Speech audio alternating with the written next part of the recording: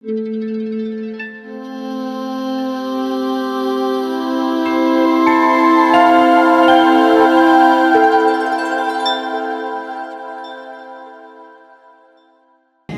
Jesus went out and departed from the temple, and his disciples came up to show him the buildings of the temple. And Jesus said to them, "Do you not see all these things? Assuredly I say to you, not one stone shall be left here upon another, that shall not be thrown down." Now as he sat on the Mount of Olives, the disciple came to him privately, saying, "Tell us, when will these things be? And what will be the sign of your coming and the end of the age?" And Jesus answered, said to them, "Take heed that no one deceive you, for many will come in my name, saying, I am the Christ, and will deceive many. And you will hear of wars and rumors of wars. See that you are not troubled, for all these things must come to pass. Amen. But the end is not yet, for nation will rise against nation, and kingdom against kingdom. And there will be famines, pestilence, and there will be pestilence and earthquake in various places. All these are the beginning of sorrows. Then they will deliver you up to tribulation and kill you. And you will be hated by all nations for my name's sake. And then many will be offended, will betray one another, and will hate one another. Then many false prophets will rise up and deceive many, because lawlessness will abound. The love of many will grow cold. You hear that? The love of many will grow cold, but he who endures to the end shall be saved. And this gospel of the kingdom will be preached in all nations, in all the world, as a witness to all the nations. And then the end will come. Let me read again the verse 14. And this gospel of the kingdom will be preached in all the world, as a witness to all the nations. And then the end will come. May the Lord bless for the reading of His Word. Let us pray. Father God, I thank you that your Word, they are life and spirit. As I'm going to share your Word today to your people, use your servant and instrument only. Give me honest conviction, clear speech, so that I may preach your Word with power and boldness, without compromise, to bring glory and honor to the name of King of Kings and Lord of Lords. In Jesus' name, Amen. Amen and amen. I want you to shout, I'm still alive. I'm still alive. You may be seated in the presence of God. Are we living in the last days? Brethren, last week, I preached a message titled, Are we living in the last days? From Gospel of Matthew chapter 24. We learned that the disciple came to our Lord Jesus Christ and asked Him an important question. What will be the sign of your coming and the end of the age? Today, we will continue part 2 of this message. And we will begin reading in Matthew chapter 24 verse 6, because you can go back that in our, it's there in still in our live Facebook, it's already there. You can review that, you can watch again if you don't listen, watch the part 1, is still there. I talk about Matthew chapter 24 verse 1 to 5. And here, before that, let's just check first that there are 3 things here that we're going to talk about before we're going to read the verses. The sign of the times before the return of the Lord Jesus Christ. There's a phase 1, phase 2, phase 3, right? Here. This is the signs of the times before the return of Christ. The phase 1 is what? Deception by false Christ. Wars and rumors of wars. And then famines, pestilence, and then earthquakes. That is the phase 1. Phase 2, persecution of Christians, apostasy, betrayal, and hatred. And then increased deception by false prophet, increased wickedness, decreased love, spreading the gospel globally. And then appearance of Antichrist, the pastry, and then the great tribulations on earth, rise of more false Christ and false prophet with false signs and wonders. Now, verse 6. Let us read the word of the Lord in verse 6. The Bible says, "And you will hear of wars and rumors of war. See that you are not troubled, for all these things must come to pass. But the end is not yet. What is this there? But the end is not yet. Amen. See that you are not troubled. Ask your neighbor, are you troubled now? Are you troubled? Are you worried? Are you Are worried? you scared? Are you scared? And you will hear what? And you will hear of wars. If there is a wars, what? There is a missiles, there is bombs, there is sirens, there is what now? Drones.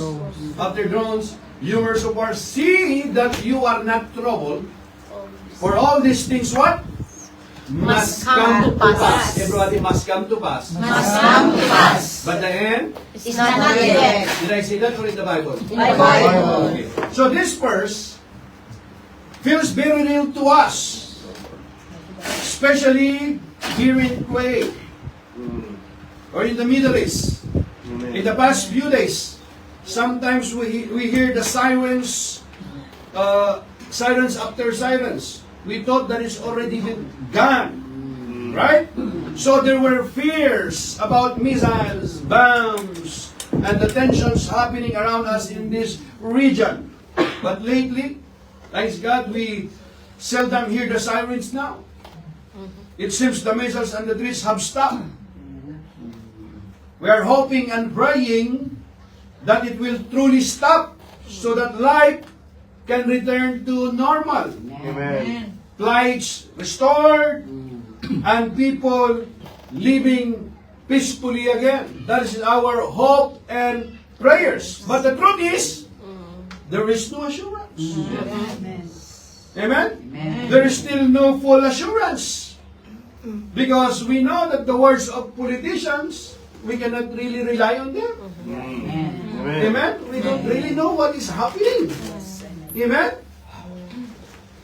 You hear me? I said the words of politicians and world leaders cannot always be fully trusted. Are you with me? Amen. Amen? That's why don't rely in the politicians only. Even you vote that guy. No, I know that this guy is really good. You know, he is the best in our country. My question is, did he know you personally? He don't even know your name. So why you put your confidence in the politician that it seems that you are very close? Are you with me? Amen. Let me repeat that again. The word of the politicians and world leaders cannot always be trusted. That is why the words of our Lord Jesus Christ are so important. Amen. Jesus already told us that we will hear of wars and rumors of wars. Rumors of wars. But listen carefully. Listen to the command. Listen carefully to the command of Jesus. See that you are not troubled. See that you are not troubled. In other words, even the world is filled with fear and uncertainty. The people of God must not live in fear. You hear me? Amen. I said the people of God The people must of not live in fear. Amen? Amen. Why? Because our peace, our safety is not depends what happened around us. Yeah, amen. Amen? Amen. Our hope is not based on the economy, not in our job, but based on what?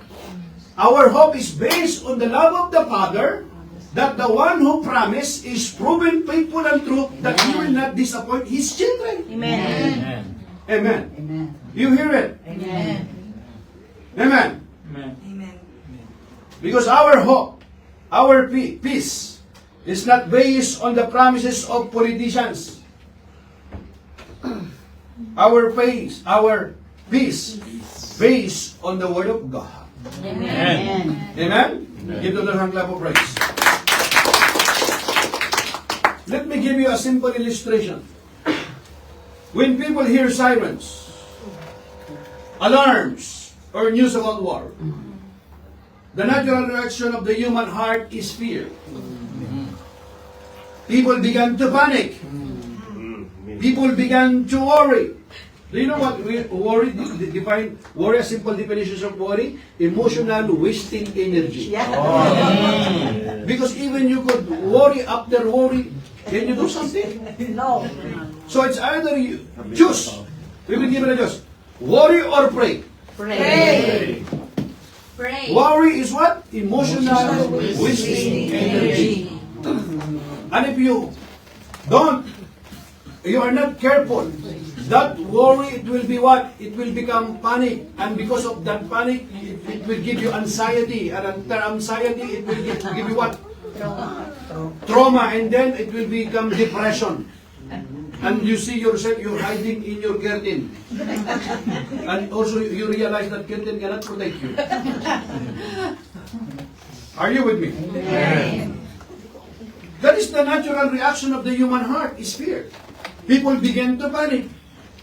People begin to worry about the future. But look at the difference between the world and the people of God. The world hears the news and becomes troubled. But the believer, hear me, but the child of God, but the believer hears the news and remember, hallelujah, I was remember. The believer hears the news and remembers the words of our Lord Jesus Christ. Amen? We remember the promises of God. Amen. Hallelujah. See to it that you are not troubled. Ask your neighbor, are you troubled? Are you troubled? Are you troubled? Because Jesus already told us in the Gospel of Matthew chapter 24, see that you are not troubled. Amen. That's why in the Bible, if you study this Bible, 365 times the scholar says, the Bible says, fear not. How many, Why I'm with you? in 1 year, how many days do we have in 1 year? 365, isn't it? In the Bible, exactly, the word fear not is 365 times. Amen. Just like the Lord is saying to you, fear not. Every day He's telling you.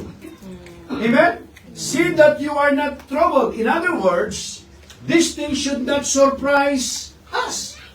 Especially we as a children of God. The Lord already warned us that wars and rumors of wars will happen in this world. So while the world is asking what is happening, the church understand God's word is being fulfilled. And instead of fear, it should remind us that our hope is not in this world, but in the coming of our Lord Jesus Christ. Amen. Jesus is coming again. Hallelujah. Amen. Praise the Lord. Hallelujah. Now you're listening. I'm just, it's just the beginning. Verse 6. Let me repeat it. And you will hear of wars and rumors of wars, see that you are not troubled, for all these things must come to pass, but the end is not yet. Notice that word. Sometimes the fear is not from the... Is not what? Sometimes the fear is not from what you see. Put it that, sis. Sometimes the fear is not from what you see, but from what you hear. Rumors, reports, speculation. Why are you speculating? Amen? Amen. Jesus is very clear to say that you are not troubled. That word trouble means shaken inwardly. Agitated. Put it, agitated. Huh? And what else? Agitated. Panic. He does not deny wars. Did he deny wars? There is wars going on. How many missions have been interceding quiet? So many, right? But He forbids panic. Amen. Because panic cannot help you. Yes. Amen. Why? For all these things must come to pass. Must mean not random, not accidental, not out of control. God is still sovereign. Hallelujah. Amen. Praise God. He is a sovereign God. Amen. And then he says something powerful. But the end is not yet.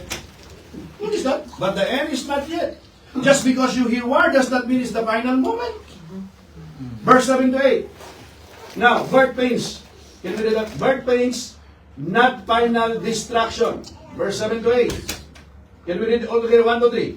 For nation will rise against nation, and kingdom against kingdom. And there will be famines, pestilences, and earthquakes in various places. All these are the beginning of sorrows. Emphasis beginning. Beginning. What is that? All these are the beginning of sorrows.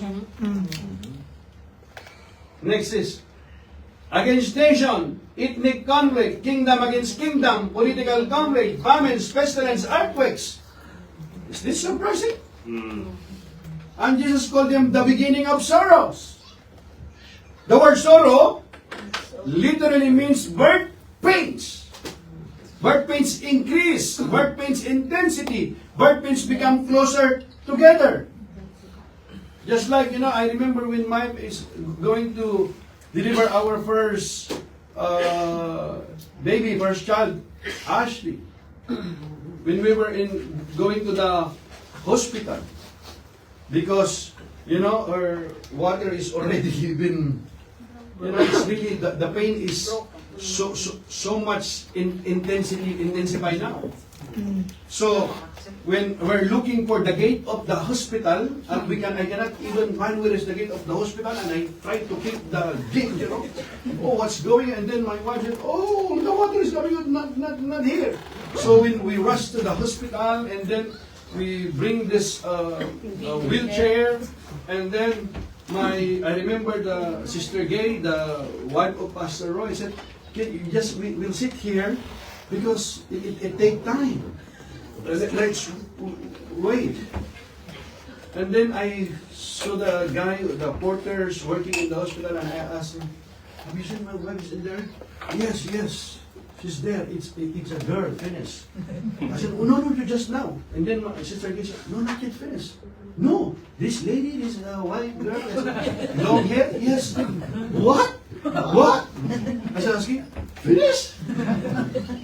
And she was surprised because it took her at least how many minutes, maybe? To deliver our first baby. It took her, I think, 5 minutes. That was too long. 3 minutes. 3 minutes. I stand corrected. Just 3 minutes. But the pain. The pains, birth pains become closer and closer. But when she saw our first daughter, she held on it, all this pain is gone. And you want to know what happened to the second baby also? The first one is 5 minutes, right? Oh. The second one, what do you think? How many minutes? 2 minutes. 1 minute. 30 seconds. She's almost delivered the baby inside the car. And I started to, because it's too painful now, and said, it's coming out. And then I began to remove it. And then one of our friends said, no, not here. Shwaya. Not now. And then when they put her inside, the delivery room. And then I said, what happened after that? How many people delivery? It was only one. And then you want to know what happened to the third one? This time we become smart. We don't wait. The pain is, And then when we go there, the doctor said, oh, you go home now, come back, not yet. And my wife said, no. It's coming now. We will not go home this time. We will just walk there to the hospital. So we just walk nearby the hospital, and then we just visit some of the, some of our kababayan in the hospital, and said, Congratulations, you're about to deliver. And you're also pregnant. Yeah, you're pregnant. When are you going to deliver? Later I'm going to deliver. Huh? Really? You're going to deliver? Yeah. And then my wife said, yeah, just wait here because we are going about to deliver. Then we said, you going to deliver? Yes. So I just waited there. So we become, this time, we know exactly what will happen. So, here, just like, the birth, what, can you go back that verse, Sid? In verse 7 to 8? Yeah? For nation. Yeah? Will rise. For nation will rise against nation and kingdom against kingdom, and there will be famines, pestilence, and earthquake, and embarrassment. All these things are the beginning of what? Sorrows. Amen? So, but birth pains are not death. When you talk about birth pains, next there. But birth pains are not death. They are signs. Everybody, signs. They are signs that something is about to be born. Amen? So history is not collapsing into chaos. It is moving, hallelujah. It is moving toward the return of Christ. One day, everybody say one day. One day, the next time you are going to hear it, it's not the sirens. If you hear the trumpet sounds, in the blink of an eye, the child of God will be called away. Amen. You better be ready on that day. You're ready. Because that day, there is no second chance. Nobody says, wait, I am not ready. No. You have to be ready. That's why the Bible says, prepare to meet thy God. Amen. Amen? Are you ready? Amen. Asheriaber, are you ready? Are you Ready. Ready. Let me talk about verse 9. Nothing more, nothing else. The tribulation period. You see this one? Can I see that picture? Oh.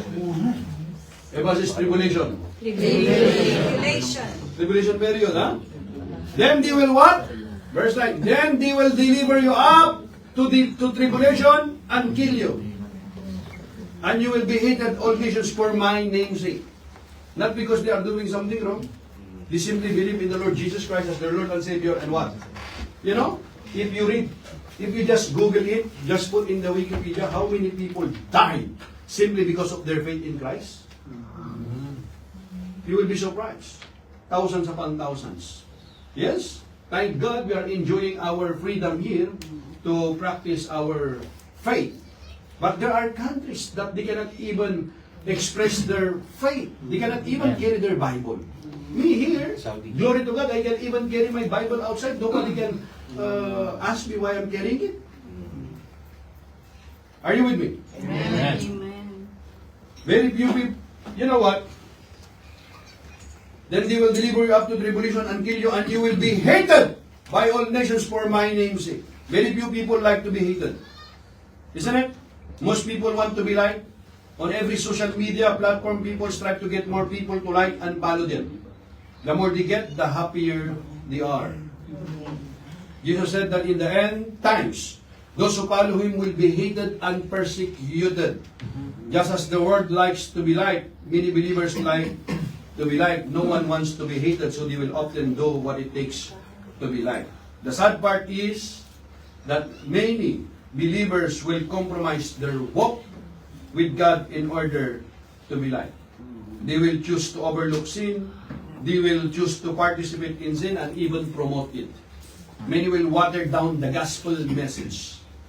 Yes, many will water down the gospel message. Some will even say that there is more than one way to God. Hatred and persecution will occur no matter how nice a person the believer is, because he goes against the ways and thought of this world. The world hates him because of what Jesus stands for. Do not be surprised when it occurs. They persecuted Jesus, and they will persecute also the believers, a child of God. Do not seek to be liked by this fallen world. Seek to be loved by God and have God be pleased with who you are and what you are doing for Him. God loves you regardless, but wants you to live for him. Amen? Verse 10. And then many will be offended, will betray one another, and will hate one another. Persecution will intensify. Believers will face hatred simply because of their allegiance to Christ. Notice what Jesus emphasized.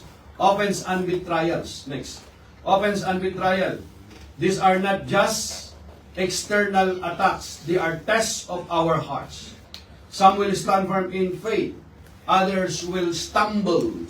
Some will betray out of fear, selfishness, or lack of endurance. True Christianity is proven under pressure. You hear me? Amen. True Christianity is proven under pressure. Comfort reveals nothing. Persecution refines everything. The last days will separate nominal believers from genuine disciples. Let me repeat that. The last days will separate nominal believer from genuine disciples. It will reveal everything. Who are the true believers? You could go to church and pray and read your Bible, and it's possible you never really know Christ. Because knowing Christ is not because your name is Michael, Matthew, or what? Or Mary, or John. It's not about your name. Or Lino. Oh, my name is Lino, so I'm a Christian. Really? Amen. You could put your name like even your name is in the Bible. It doesn't make you a Christian. You can go to church and pray and read your Bible, and it's possible also you never knew Christ. Because when you talk about Christ, means you encounter Christ, you have a personal relationship with Him. Amen. Amen? So true Christianity is proven under pressure. Meaning what? You were not going to compromise your faith. Some people, even though they know the truth, they cannot even stand in the truth. Why? Because of their family. Because of their friend. Amen. Are you with me? Amen. It is happening, my brothers and sisters. That's why the Bible, the love of many will grow cold. Lawlessness and cold love.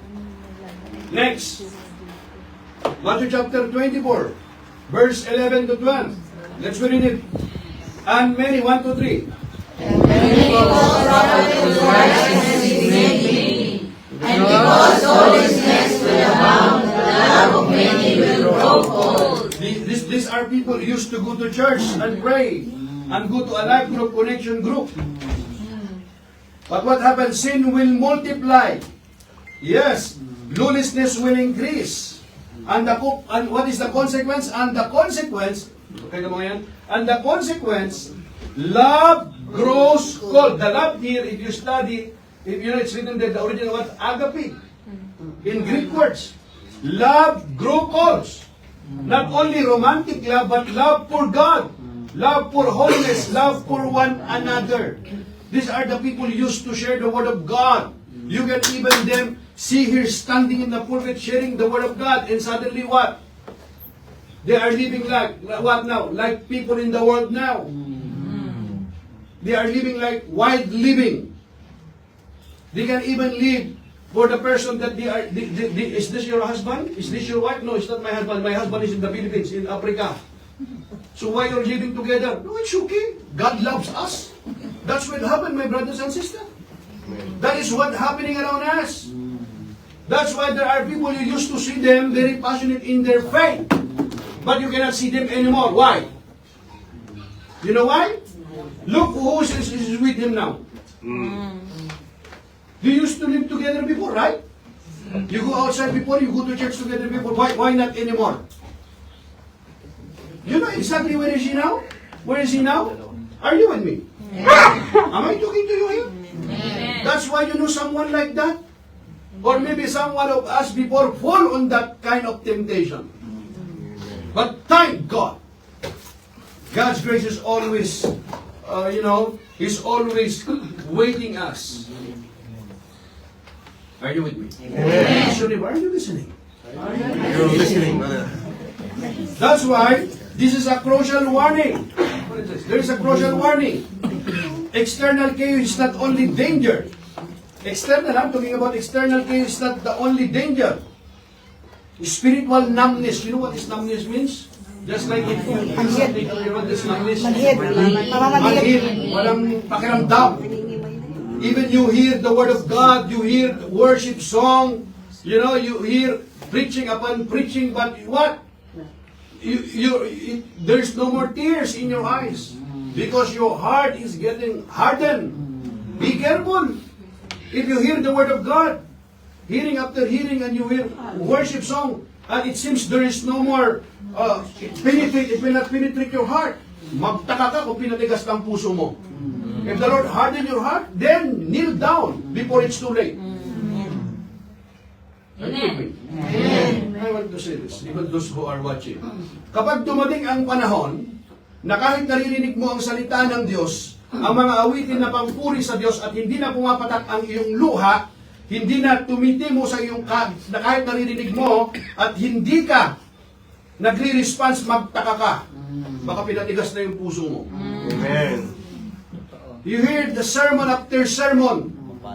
You read the word of, even sometimes you read the Bible, you know the right path. And yet, despite of all this, you refuse to come to God. You refuse to repent before the Lord. You refuse to humble yourself before the Lord. Amen. There will come a time someday, somehow. And it's too late. There is no second chance after death. Are you with me? Amen. Those who are teaching you that there is a second chance after death, those are one of the false prophet and false teacher. Don't believe on this. Don't believe on them. My Bible is very clear that is appointed to man to die one and after that judgment. Amen. Are you with me? Yes. There is no second chance after death. Don't believe in purgatory. My spirit will go there. My soul is going. No, it's not going anywhere. There's only two places. It's either in hell or in heaven. In the kingdom of God or in the kingdom of what? Now, there is no kingdom of Satan also there because he will suffer also. Eternity. That's we call lake of fire. Anyone that's not found written his name in the Lamb's book of life will thrown onto the lake of fire. That's in Revelation chapter 20 verse 14 to 15. If you can read it. In Hebrews chapter 9 verse 26. Read it carefully. Don't rely those false teachers that you are watching in TikTok. That there is a second chance after death. Those are liars, will go to hell also if they are not going to repent. Amen. Why did I say that? Did I say that? It's in its scripture. It's in the Bible. And you don't want to believe on this book? If you do not believe on this book, what book do you believe then? Are you listening? Amen. Spiritual numbness, indifference, and lukewarmness are the true markers of the last days. The challenge for believer is not just to survive persecution, but to remain fervent in love and holiness. Means you stand firm in the faith. Amen. You fight the good fight of faith. Yes. Not just fighting, but a good fight. Amen. When you fight, make sure it's a good fight. Because in this life, there is a tribulations and persecution. At kung hindi ka makatagal sa panahon ng kahirapan, nangangahulugan na ikaw ay mahina, sabi ng Bible. That's why we are called to be strong and courageous. Amen. Be bold like a lion. Yes. Hallelujah. Praise the Give me a round of Lord. applause. Oh, praise God. So the challenge for believers is not just to survive persecution, but to remain fervent in love and holiness. Now here, the mark of the true believer, endurance. You see that? Very nice, look. That is a warrior. Verse 13, let's read. 1, 2, 3. But he who endures to the end shall be saved. Ang mananatili daw hanggang wakas, siya yung maliligtas. So the question, are you going to endure to the end or just only good from the start? You begin well, it's good. Pero huwag ka lang magaling sa umpisa. But what? should be until the end. Amen. But he who endures to the end shall be saved. Meaning you what? You continue the race. Finish what? Until the finish line. I remember one time, there is a marathon here. I believe it's a Gold Bank. They have a marathon. And I joined upon these thousands. My wife is there, and because if you are galing before Gold Bank, so you can join this marathon. I even, registered. I wear my uniform. There's uniform there, and everyone is there, walking, running. So after that, I cruise maybe around 5 kilometers now. Okay? But my focus is not in the finish line. I keep looking around me, and then not very far, while walking, I feel tired. I feel thirst. I feel hungry. I was so hungry that time. I know that still there is 5 kilometers before I finish, I will reach that finish line. But when I get closer, I look right at the right side, I saw little like that aim, I saw the big McDonald's. I can even smell the burger. And I said, I'm hungry. What? Yeah, I'm very hungry. You're turning. Instead of going straight and to continue the race and finish that finish line, I saw myself fall on line, waiting for my hamburger to come. Really, that is true. I make it sure also when I order, sir, can I take your order? Make sure give me the big burger, huh? The triple one. You have the triple one? And I eat like this and said, magaling lang sa umpisa. You are good in the beginning. I wear my shoes, I wear my, uniform just like really like an athlete, Naka-full bottle. You with me? Amen? Full uniform. I even put my something really, if you look like, like an athlete, And beside me is, I want also to race with the Olympians. Some of them are, wearing that. Oh my goodness. Not even half. So, I quit. Many Christians like that. They are good in the beginning. They started to have an Alpha course, Bible study, and prayer meeting. Oh, hallelujah! Praise the Lord! You can see them sing, hallelujah, praise the Lord. Oh, Shandere Bokos. They even have the gift.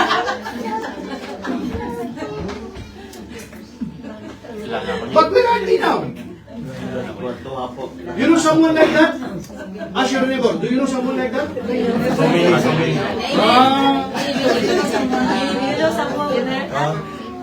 Amen? Some is gone.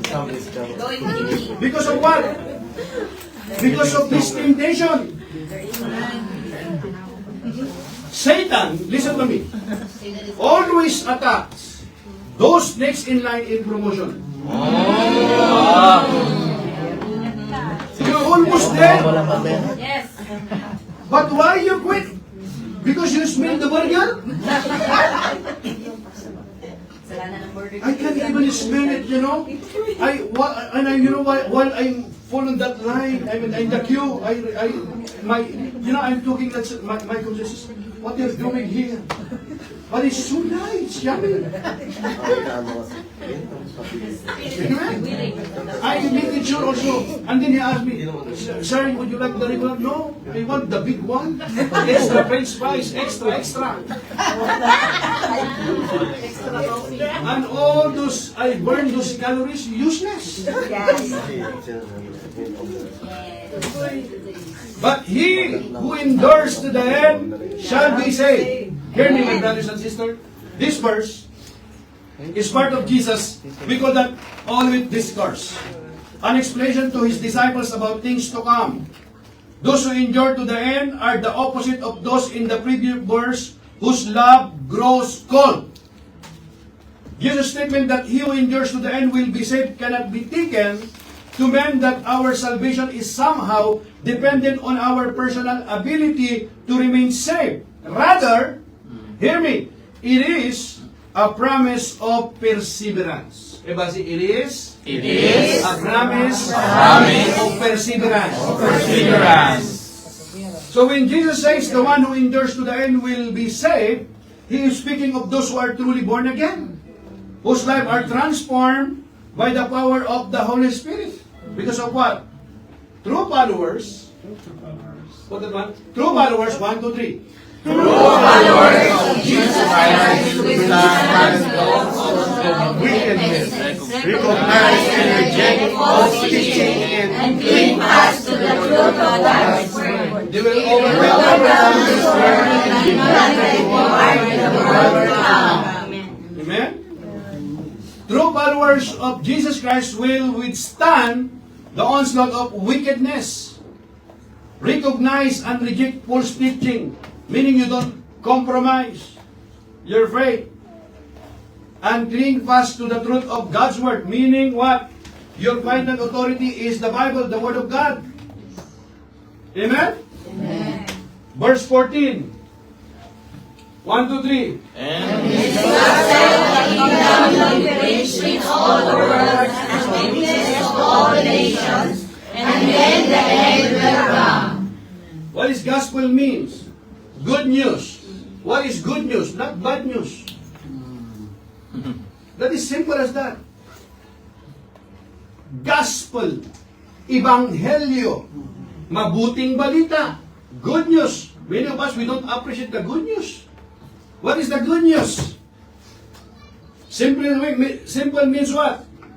The finished work of Christ on the cross of Calvary. What is the bad news? You don't appreciate the good news if you don't understand the bad news. The bad news is what? Oh, give me na jacket to. Meron pa po dito The isa. Bible is very clear. For all have sinned and fall short of the glory of God. That is in Romans chapter 3 verse 23. And because of that, the wages of sin is death. And what is the death? The second death. All of us bound to hell. Why? Because the standard of God, we cannot reach the standard of God. Fall short nga eh. Ang lahat ay nagkasala at walang nakaabot sa pamantayan ng Diyos. Anong pamantayan ng Diyos? Ano yung standard ng Panginoon? Holiness. Perfect. Yes. Are you perfect? No. Amen? That's why lahat tayo, all of us, we needed grace. And if you do not believe on the finished work of Christ on the cross, the finished work of Christ on the cross of Calvary, what happened? You are going to pay all your sins. And your blood is not precious enough. Whoever keeps the whole law and yet stumble at just one point, he is guilty of breaking them all. Ang sumusunod sa buong kautusan, lumabag sa isa, lumabag sa lahat. Why? That is the standard of God. Perfect. And you are not perfect. That's why you need grace. You need mercy. You need a Savior. And Lord over your life. At sino yung makakapagligtas sa iyo? Only Jesus Christ. Why? Because He shed His blood on the cross of Calvary. Perfect, without spot, unblemished. And this gospel of the kingdom will be preached in all the world as a witness to all the nation, and then the end will come. And this good news, other version of the kingdom will be preached in all the world. Good news. Why? Because even though you are guilty before the Lord, here's the good news. Jesus paid the fine. You and I broke the law. What is the law? The perfect law of God. Amen? Thou shalt not steal. Thou shalt not lie. Have you ever lied in your life? What do you call someone lie? Liar. That is only simple in the Ten Commandments, isn't it?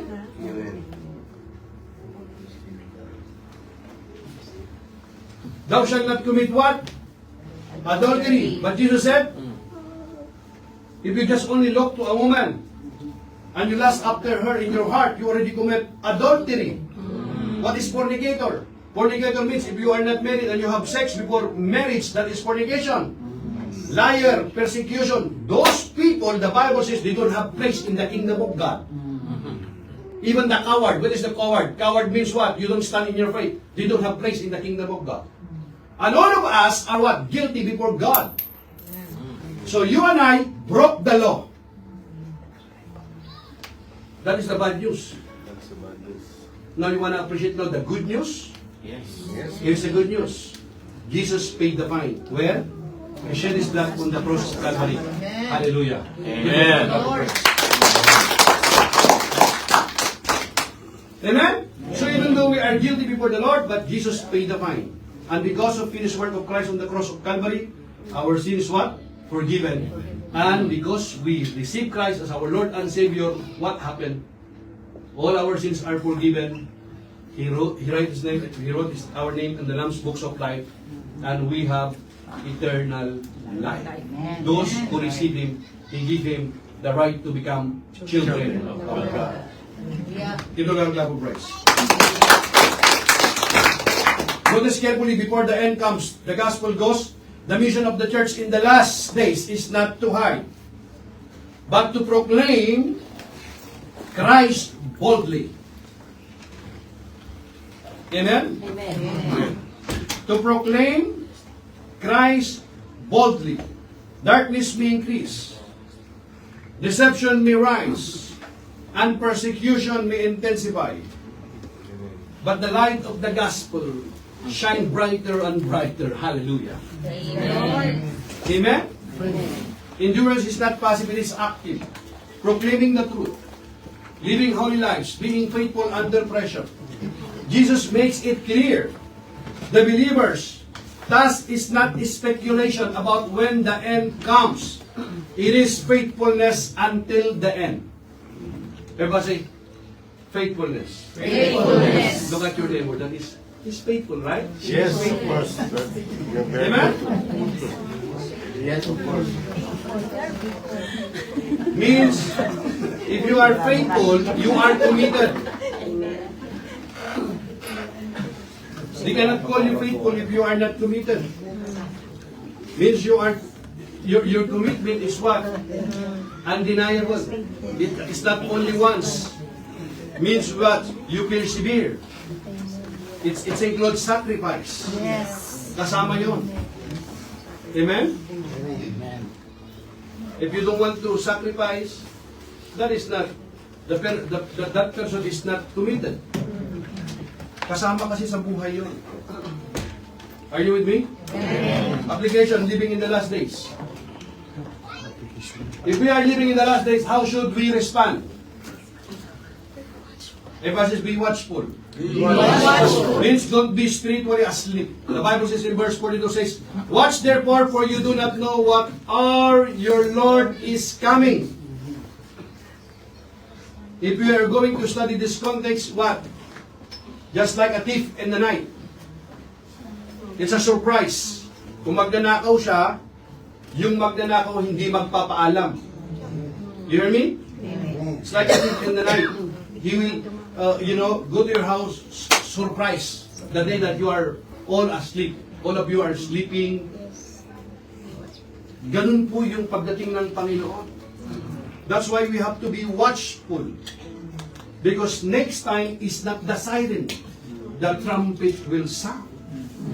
And when the trumpet will sound, the Bible says, with the twinkle of an eye, all the child of God. I'm going to speak about that, Lord willing, next Friday. That, the Lord will ascend in the clouds. And the children of God will be what? Hallelujah. Sasalubungin natin ang Panginoon kasama yung mga alin? Yung mga nanampalataya sa Kanya. And after that, there will be a tribulations. We have 7 years period of tribulations. But let me focus this now. If we are living in the last days, how should we respond? Be watchful. And then number 2, be discerning. When you talk about discerning what? Guard against deception. You have to know Scripture intimately. You have to know your Bible. And then test every teaching against the Word. Not because you hear something good sermon in TikTok, you already believe on the TikTok. Don't just believe everything you watch or hear. You have to test it. Is it written in the Scripture? Is it glorifying? And it does glorify Christ? That is the question.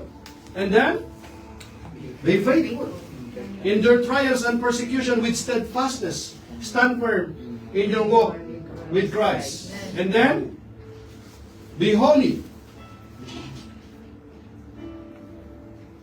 What does holy means? Some people say holy means just like you're being perfect. Holiness means what? Being holy means resist lawlessness, embrace righteousness, and let your life reflect God's kingdom. It's not being perfect. Because we cannot be perfect in this life. We are still living in this fallen world. Amen? We are still living in our flesh. Are you with me? We have this sinful nature living in us. That's why we need the Holy Spirit. We need the Word of God. Amen? And then, preach the gospel. What is the gospel? Kalimutan na. Good news. Good news. Simple as that. What is the gospel? Good news. How do you appreciate the good news? If you know that, Bad news. Bad news. what is the bad news? You and I broke the law. Amen? Jesus paid the fine. That is the good news. Amen. Are you listening? Amen. Preach the gospel. Take the message of salvation to your community, your nation, and the world. And then, endure to the end. Your faithfulness today ensures your salvation tomorrow. Now here's the conclusion. Jesus spoke these words to prepare His church, not to frighten it. Are you listening? Amen. Not because I put there some, there's weapons there, you have to be scared. No. See to it that you are not troubled. That you are not troubled. You are not be frightened. Don't be frightened. These words, to prepare His church, not to frighten it. He is not surprised by wars, earthquakes, or famine. He is not confused by deception. We know what happened around us, but still God is still sitting on His throne. He is a sovereign God. Yes. So one day, the same Jesus who predicted this sign will return in glory. And the question will not be, did you predict the end? The question will be, were you faithful? Are you faithful? Amen. Church, we may endure, may our hearts remain fervent. May our love never grow cold. Yes, we are living in the last days, but let us live like Christ is coming today. Would you stand up, my brothers and sisters?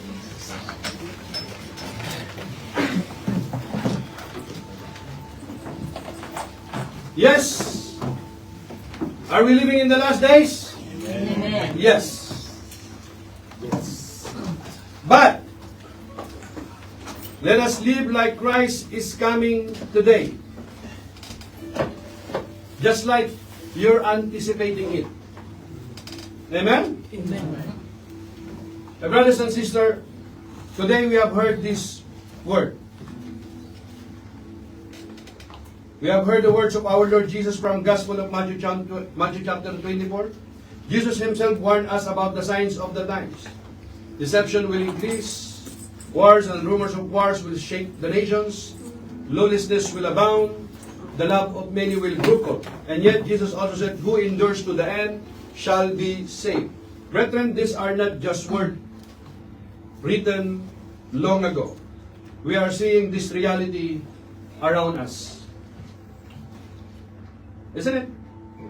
We are seeing this reality around us today. Here in Kuwait, the Middle East, we have felt moments of fear and uncertainty. We have heard news of missiles, drones, sirens upon sirens. We have heard the sounds of sirens. Families worry, hearts become anxious. Sometimes we hear report about missile drones and tensions in the region. Yes, brethren, when we hear sirens, missiles, or drones, yes, we must be vigilant. I said yes. We must be vigilant. We must be watchful. But we must not be fearful. Amen. You hear me? But we must not be fearful. Because Jesus Himself in Gospel of Matthew chapter 26, I repeat that 3 times. See that you are not troubled. Our confidence is not in the stability of the world. Our confidence is in the sovereignty of God. Instead of panic, we choose prayer. Yes. Amen. Instead of fear, we choose faith. Yes. Amen. Instead of anxiety, we choose trust in the Lord. But in times like this, one question becomes very real. Are we truly ready to meet the Lord? Are we truly ready to meet the Lord? Not just religious, not just attending church, but truly surrender. Because salvation is not only believing about Jesus, it is making Jesus the Lord of your lives. The Bible says in Ephesians chapter 10 verse 9 in the book of Romans, if you confess with your mouth the Lord Jesus and believe in your heart that God raised Him from the dead, you will be saved. Today, while every head bow and eye close, the Holy Spirit is inviting you. Even those of you who are watching right now. Maybe some of you, you know to yourself that when you die, you are not sure where your souls go. Maybe some of you, you know that your heart is not right with the Lord. But today you want to make it right. I want you to know, here's the good news, it's not too late. Today the Holy Spirit is inviting you. Maybe you are here and you have never truly surrendered your life to Christ. Maybe your faith has grown cold. You used to go to church and pray. But you know that first love, you lose that first love. Maybe fear and worry have filled your heart. Maybe you are not sure if you are ready to meet the Lord. Today is not a day of fear. Today is a day of grace. Today is a good news. Today is a day of decision. Because Jesus is not only coming as Savior. Hear me. Jesus is not only coming as Savior. One day, He will come as King and Judge. And the most important question of your life is this: is Jesus truly the Lord of your life?